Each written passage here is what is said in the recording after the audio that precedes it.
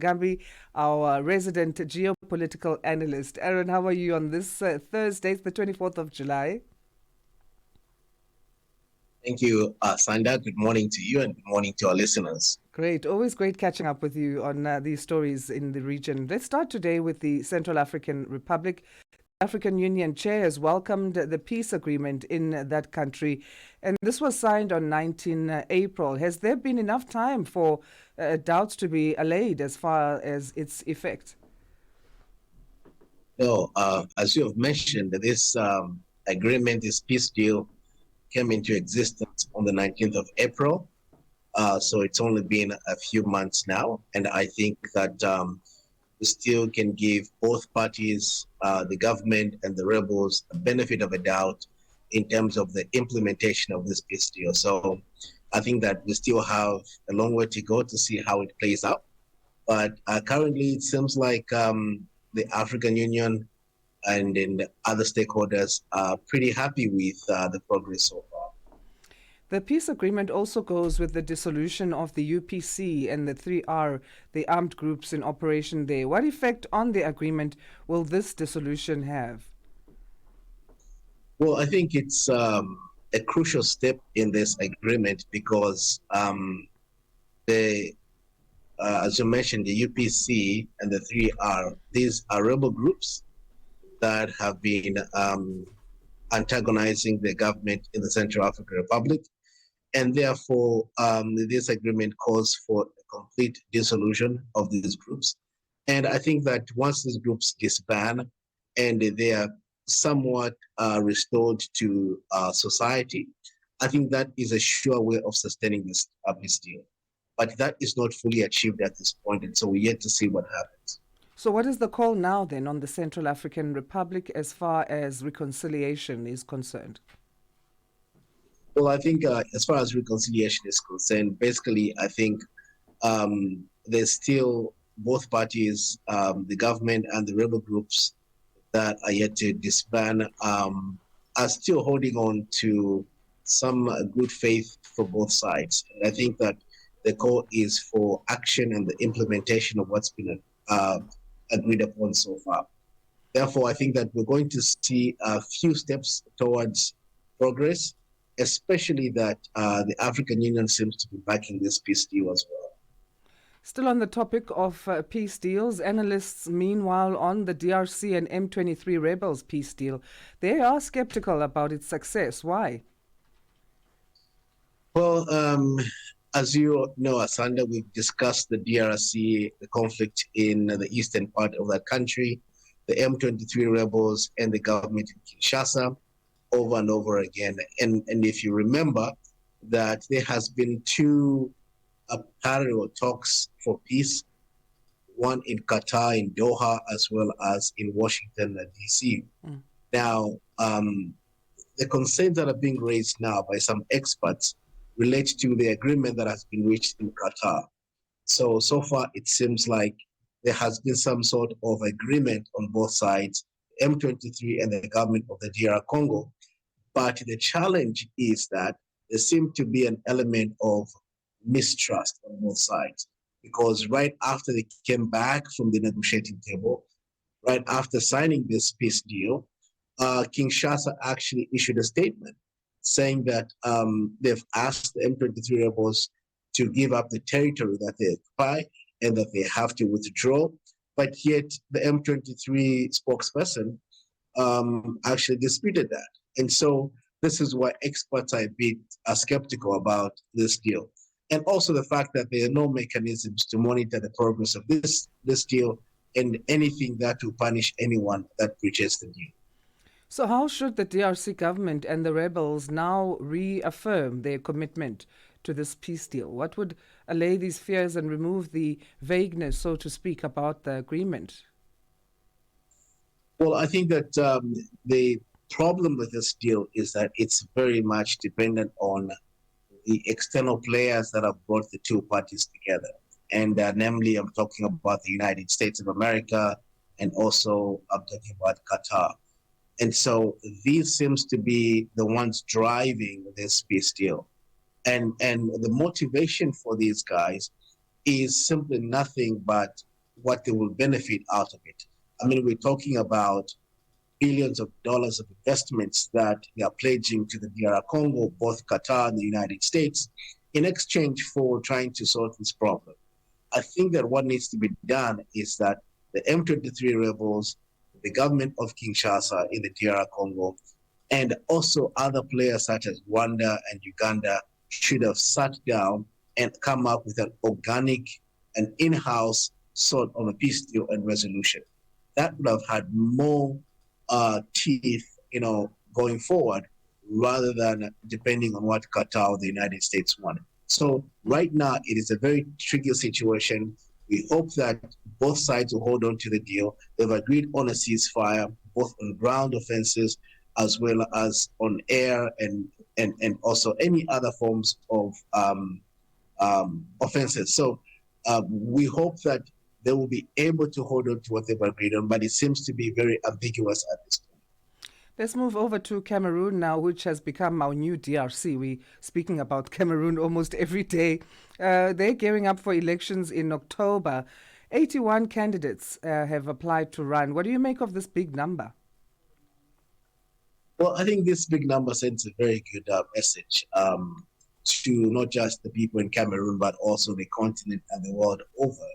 And the message is clear. People are just tired of the same regime that has ruled the country for 40 years plus. And the same president, the current incumbent, Paul Biya, wants to run again, at age 92. So I think that more people have come forward saying, well, if this old man wants to do this and if he can do this, why not me?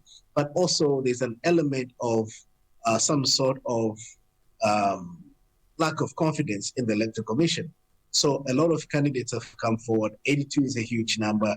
And the reason for that is because they want to also see if the system really works for sure, if the Electoral Commission can produce a free and fair election. Two of President Paul Biya's former affiliates are also running against him. What do you make of that?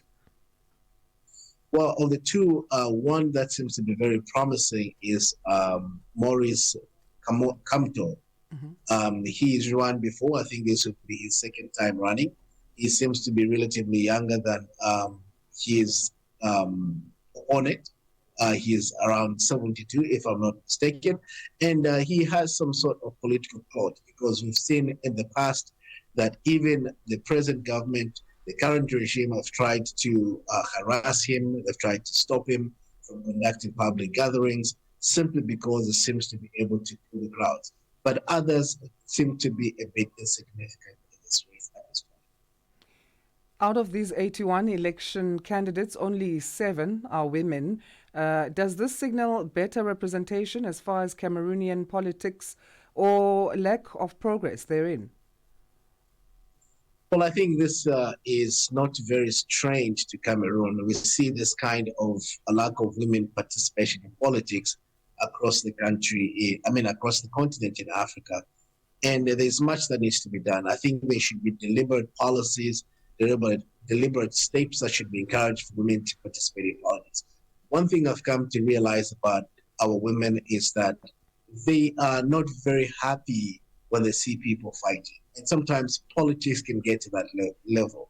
And so you find that women intend to exit the scene, they intend to give way or give space to people when they fight, and they don't want to get involved in that.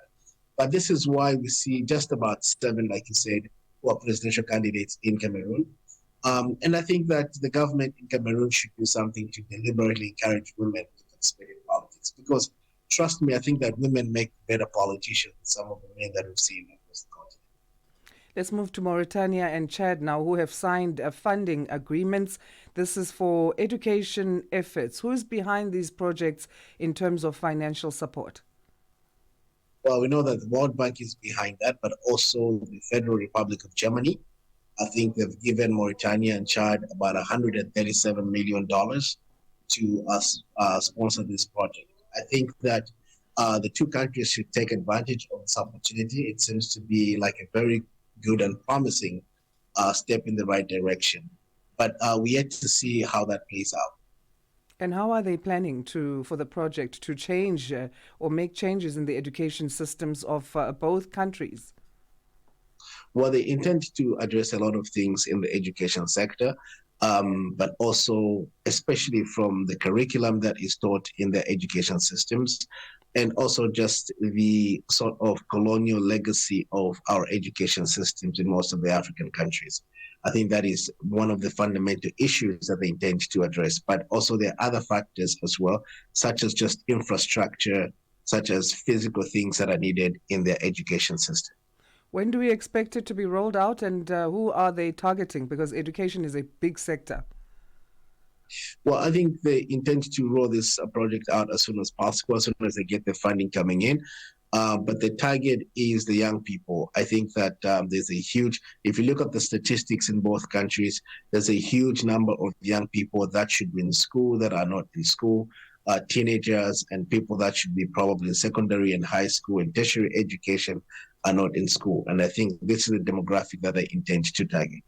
How could this potentially impact education in the region on that level, this project? Well, this project will actually, if it is properly conducted, like I said, we're yet to see what happens with that. If properly conducted, I think that this specific project might actually be a beacon for be example for some of the other countries around the region. And the reason for that is because it might produce a generation or a population of young people that get the education that is more refined, an education that is able to sharpen their skills and be able to make them competitive. Because without education, it becomes very difficult for countries to compete with one another. On that same topic of education, Gabon has planned to restore the African Institute of Computer Science, or the IAI. What type of education or training does the institute provide? The institute is into computer skills, and also there's a huge talk about generated AI, artificial intelligence, and how that can properly be harnessed and used in order to equip the population with the skills that are needed for this time. And so I think that Gabon is futuristic in their thinking. I think that they're onto something here, and that if they get the proper funding and the proper support, and this institute is reopened, they might be able to achieve something that other countries might admire. Why was the institute dormant in the first place or closed? I think the institute was closed just due to a basic lack of funding and other constraints that government had been going through. But remember, also Gabon has been going through a transition. We had the rule of a family dynasty for so many years, and then there was a coup that happened, and now from transitioning from that military junta to civilian rule and to a democracy, these are all factors that can play into what's been happening in Gabon. Do we know if it's going to need a complete overhaul, or there is something to work as a base from in terms of its revival? Well, it seems like it might need a fresh start. I don't know what kind of approach that the Gabon government intends to take, but I don't think that it will be relevant to discard everything that were done before. I think that the goal is to more less modernize the school and make it more competitive and be able to provide the skills that are needed and relevant for this time. Right, let's move to Equatorial Guinea now. The country has asked a UN court to halt the sale of a Paris mansion that's linked to the son of Equatorial Guinea's leader, President Teodoro Obiang Nguema Basogo. What is the problem here? Well, so this mansion in Paris that is allegedly owned by the son of the president or the leader of Equatorial Guinea was actually, there was a court ruling that fortified it to the French government. Mm. And the reason for that is because it's alleged that this is a proceed of corruption or from crime, and therefore the state had to move in and fortify that. We know that such things have happened in the past before with other African leaders. This is not something that is unique to Equatorial Guinea. We know, for example, in Zambia, once the second Republican president left office, it was discovered that he had stashed money and assets outside of the country in London, and those assets were seized by the state. So this is something that is normal, but the reason for that is because this mansion is alleged to be a proceed of crime, or it's connected to some sort of corruption or abuse of office. How difficult or simple will it be then for Equatorial Guinea to prove that this mansion and its assets do belong to the country because it was obtained through the public funds of Equatorial Guinea? Yeah, but that is where the argument is. If it was acquired through public funds, then it should belong to the state, Equatorial Guinea. But this seems to be a mansion that is owned by the son of the leader of the country or the president of the country.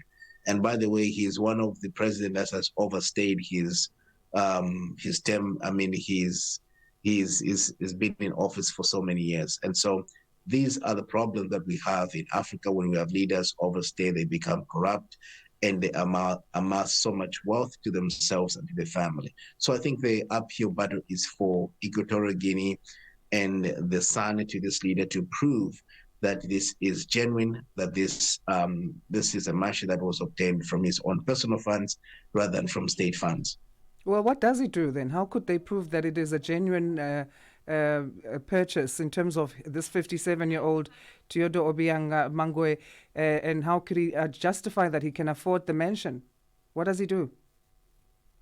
Well, he has to produce a lot of documentation to show that he he has been able to earn income or money that equates the amount of the mansion in All right. question. I Thanks. think that would be very difficult for him to prove that. Yeah. Aaron, thank you so much. We'll leave it there for today. We appreciate your insights as always. Thank you. Always good talking to you, Asanda. Have a wonderful day. Awesome. Aaron Ngambi, a geopolitical analyst, giving us stories making headlines in the Central African region. Let's get our news headlines now. 6:31 Central African time. Here's Jwalani Tulo Mwebe.